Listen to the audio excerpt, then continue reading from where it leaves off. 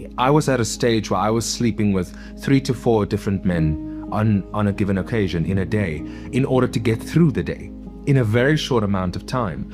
You know, people wanted to give me money. People wanted to pay to sleep with me. I was this prize for everybody, and I enjoyed the power, I enjoyed the control, and I never wanted it to go away. The high that came and the ecstasy that came from being able to blackmail people, being able to destroy lives if I wanted to, and eventually that passion turned into an assignment.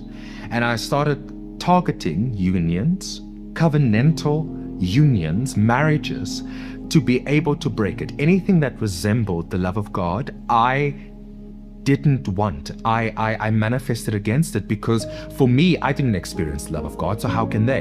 And it's not fair that they get to experience it. I attacked it firsthand, where I would go to that pastor and I would try to break the covenant, where I would plant the seeds to those married men, where I would go to people who are married for decades, you know, have multiple children, and I would lean into their more animalistic tendencies and their lustful tendencies in order to break that union, where I would be in that person's bed and I would have sex with them in the bed that they sleep with their wife with, because for me that then became the ecstasy, because it never was enough.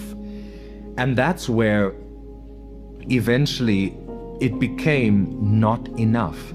No matter how much alcohol, no matter how many men, it just never was enough. And I constantly looked for something more. That's where drugs, and it didn't take. That's where, you know, other things that you get into, and it just never took. And eventually I realized the only thing that can do this is a full transformation. I became desperate for God in 2024, but I didn't know how. And there was that constant inner conflict that I had experienced growing up, because I had been there before, where I'm on fire for God, I'm desperate to be changed, but I don't know how to be anything else because I don't have the revelation of Christ.